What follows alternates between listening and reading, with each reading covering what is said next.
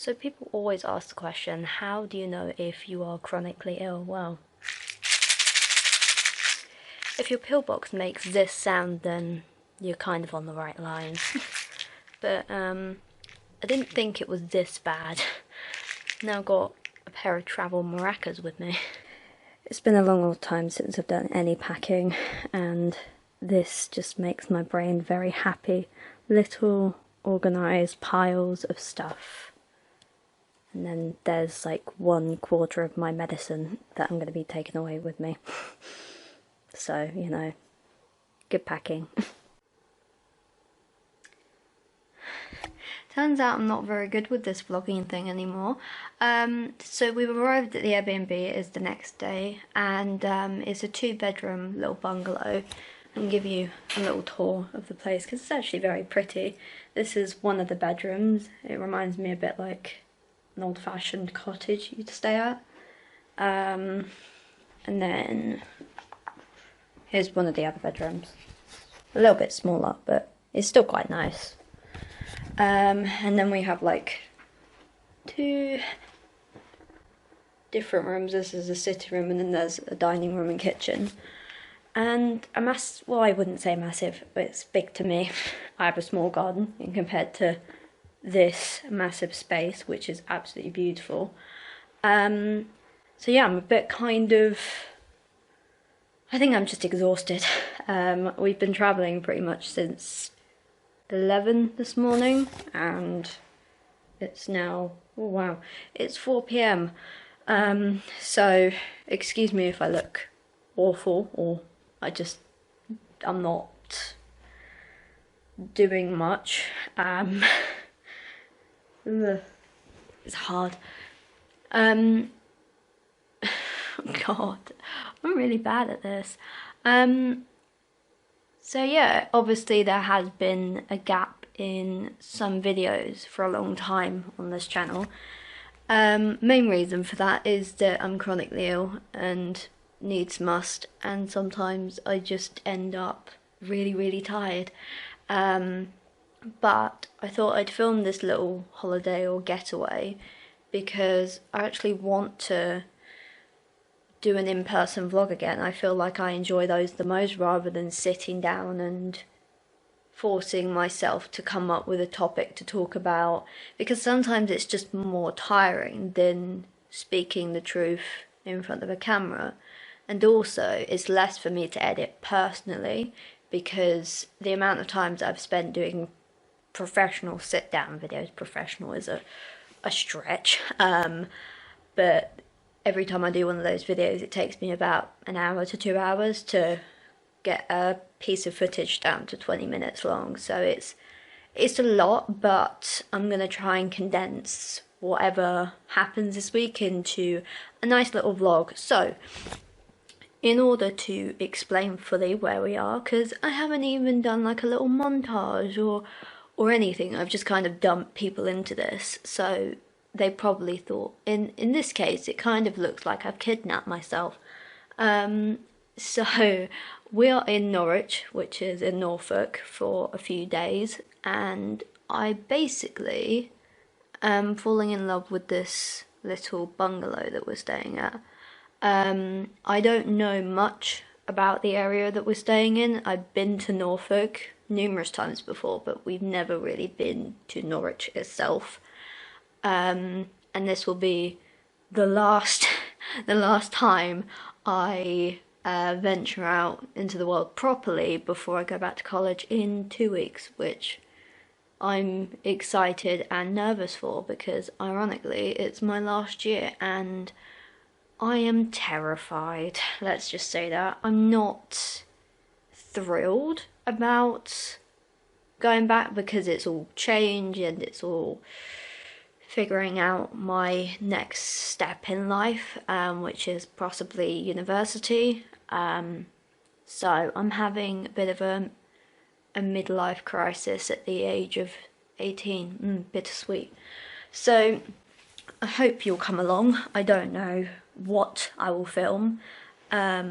I hope that my brain can at least manage to remember to pull out this camera, because The only reason I remembered I didn't do a montage was because we were halfway in the car and I thought, haven't filmed this bit, and it's probably for the better, because let's be honest, who really wants to edit a montage of just streaming cars going past? I'm going to be honest, it's a little bit boring.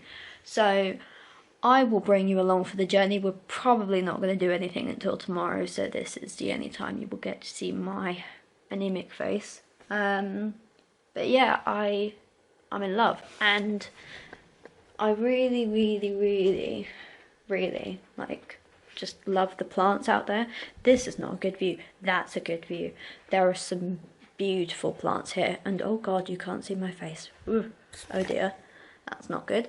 So yeah, it's kind of more of a relaxing holiday, but in a bit of just mania, probably. There will probably be one day where I'm actually sitting down and relaxing. And I hope so, because I actually brought a book with me, so I hope I actually get to read, or not, because I've been doing a lot over the summer. It's eerily quiet. My parents are with me, but they've just gone out, so it's me time, which is very unusual. But yeah, I suppose that's it for now. You can tell I haven't done this in a while, because I don't exactly know what to say anymore, but I'm going to leave with this good boy. I don't know whose good boy this is, or good girl. I don't know whose doggo this is, but I think they're very adorable, and the dog next to it, but more importantly this one. That was very cute. I do want to say though that considering a bungalow is normally seen as a very small space, I have not one, but 2 wardrobes, and they're not small either, they're fairly big, and two cupboards. I'm a little bit lost for words, if I'm honest. Like, I don't even have this much storage at home, so this is all new to me. I mean, I've just had an idea actually, that this is more for the owners than anything else, because I won't be living here, but I've just realised that you could have that entire thing there, don't know what that's called, drawers I guess you would call it, and you could put just a ton of books in there,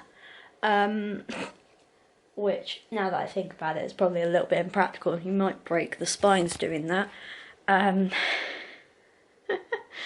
Yeah, I'm a little bit excited with all this room, and just this bed is so big. I have a single bed at home. This is far too much for me.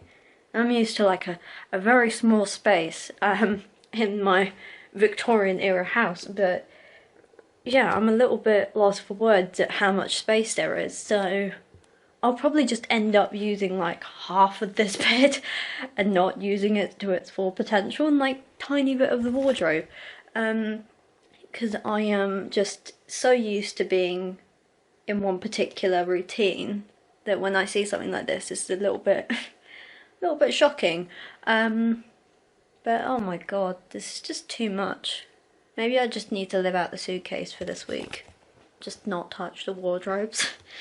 Although, saying that, my clothes will get very cramped, so probably not the best idea.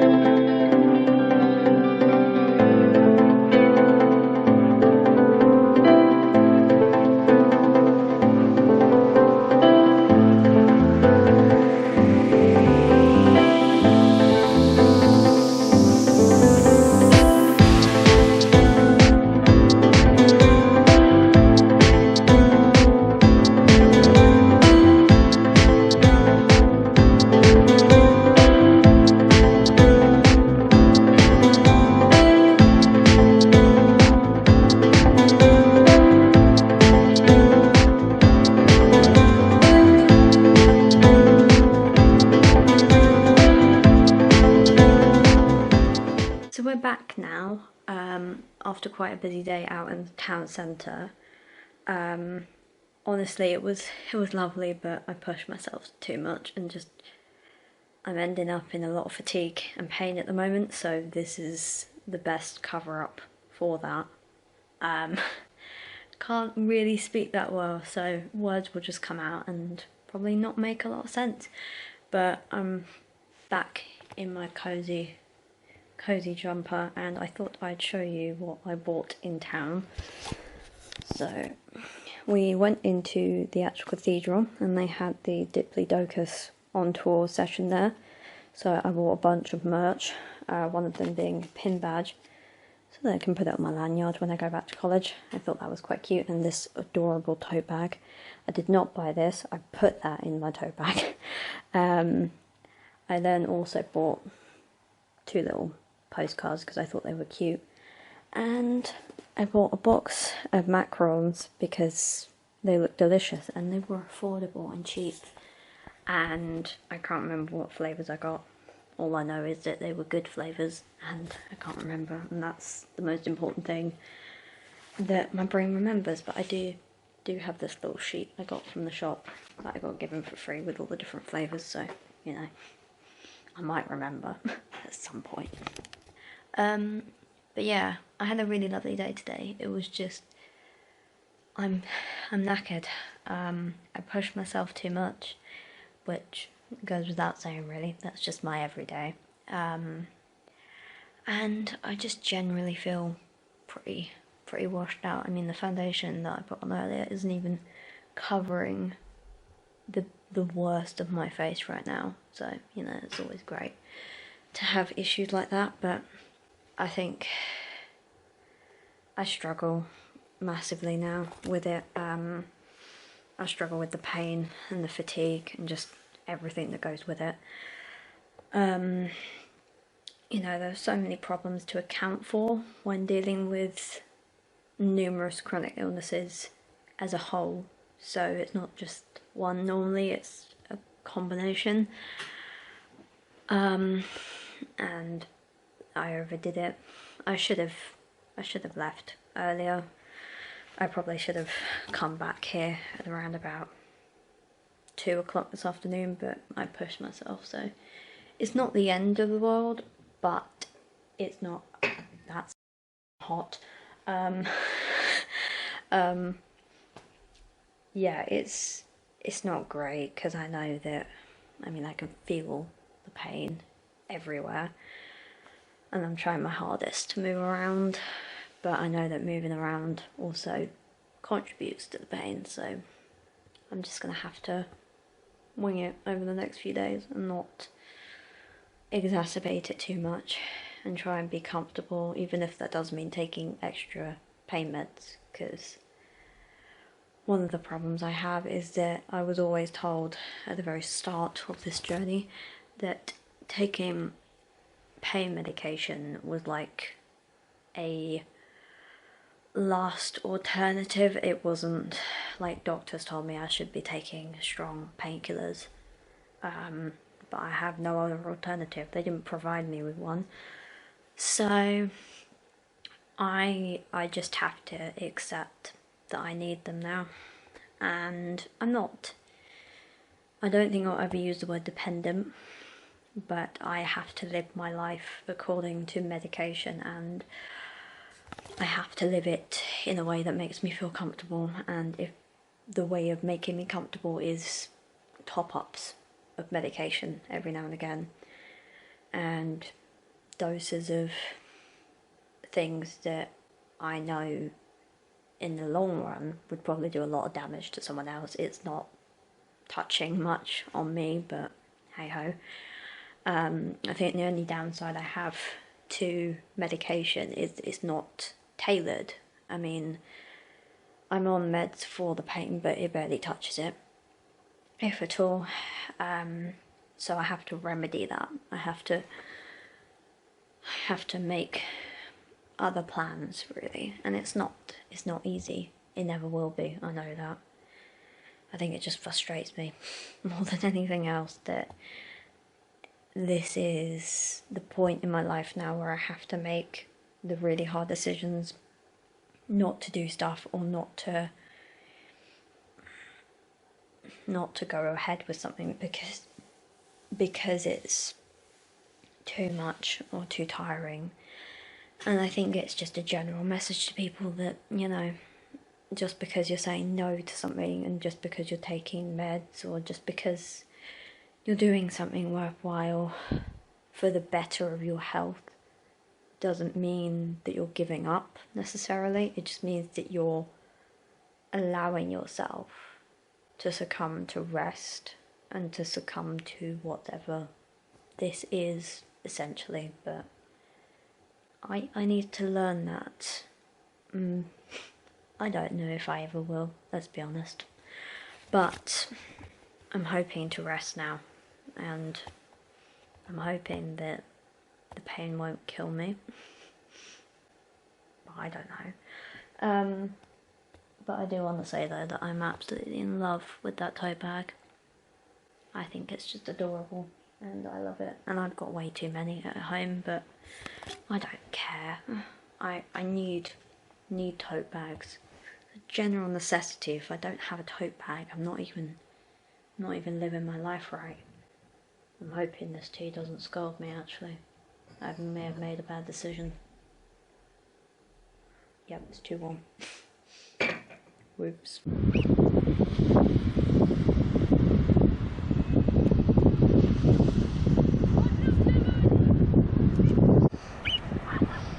I was stupid. It's so cold. It's so cold and it's so windy, and I didn't even bring a hat. Oh my god. I'm gonna get back to that bungalow tonight and be blue because I'm so cold. But I mean, what was I expecting? We never get warm weather in August. But hey, pretty view. I don't understand. Why is he doing this? He's literally gone into the sea. Like, he voluntarily just went in. I don't understand men. I really don't. I don't understand men. This is weird. So today we are at Great Yarmouth Beach, which, as you can tell by the look on my face and how I'm trying to wrap this coat around my neck, is bloody freezing. I don't know why. It would be a good day not to bring my gloves, my scarf, and my hat. So basically, adventuring into a very cold, open-air beach with a very nice and tachycardia. Absolutely wonderful. And I don't know if you'll even be able to hear anything on this video because it's so windy. But I'm just not admiring, I'm confused at the fact that my dad has gone into the sea voluntarily when it's cold, and he's done that. I don't understand. My family's a bit nuts. Well, I am too, so, you know, it's an inherited thing. We're all a bit insane. But yeah, I don't understand men. Can someone help me? Because I just don't understand them. Like, why? Why put yourself in a freezing cold sea? Like, I don't know why I'm questioning it, because I've known him long enough to know that this is just him. And I can't do anything to change that. He's just really stubborn.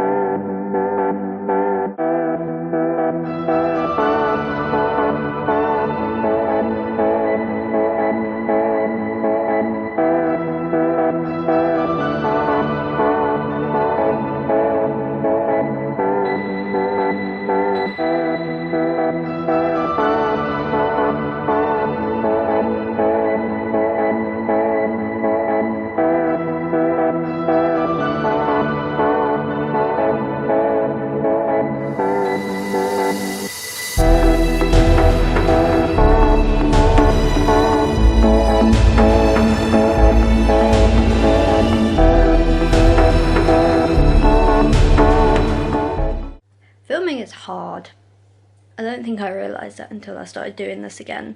But it is our last proper 4-day until we go home, which is kind of sad and sort of exciting because new stuff is happening next week, like return to college. Yay! So I am a bit overwhelmed, and I thought to myself I should be doing something, but currently I'm just watching a load of TikToks and trying to procrastinate while my parents are out. So I've just drunk a load of Coke, so that's going well. But I really wanted to try something on camera today, which is macarons I bought a couple of days ago in town. The shop was absolutely gorgeous and the woman who served me was very lovely, but I just don't want to eat them because they're very pretty, and I'm hoping I can get the box open. Hey, I did it! One hand as well. That's new. But I'm going to show you. So these are some of the macarons I bought. I bought 6 in the end because I thought I don't need 12 and I don't eat a lot anyway, so you know, whatever I don't eat can just go to my dad. But according to the lovely little leaflet that I got, I have salted caramel, which is further in, chocolate orange, vanilla, I think that one is strawberries and cream, lavender, and cookies and cream. I have no idea which ones I'm going to try first, but I do want something with these because I feel like it would be very boring if I didn't have a certain drink with them, because surely anybody who has taste would want tea with something like a dessert. So I'm going to try and see if I can work a kettle, which makes me sound pathetic when I say that, but I don't know this house very well, even though I've been like living here for 3 or 4 days, and it's already full, so I don't need to do a lot. So I'm going to make tea, and then I'm going to eat. I really don't want to eat them. They look too nice. They look so pretty. I hate this because they all look so lovely and just so posh, but there's a part of my brain that goes there for decoration. And that's not the attitude I should have. But, I mean, what can you do? I can't leave them to rot. Or they wouldn't rot, actually, they would just grow mould on them, so I suppose that technically is rotting. I'm not entirely sure which ones to choose first, but I'll tell you why I did get them, because I saw them out the corner of my eye and thought, oh, nice. But in Paris, when I was last there, probably, how many years ago was that now? 3 years ago? Oh, God. When I was last in Paris, me and my dad got a bag of macarons. They were very small. Quite expensive as well, from a local street vendor, but they tasted amazing, and I wanted to have a memory like this here so that I could come back and experience it again. So I think my first one is definitely going to be the salted caramel, if I can pick it up. Jesus Christ, look at that, that is so pretty. I probably shouldn't be eating this on the bed. Oops. This was a bad idea.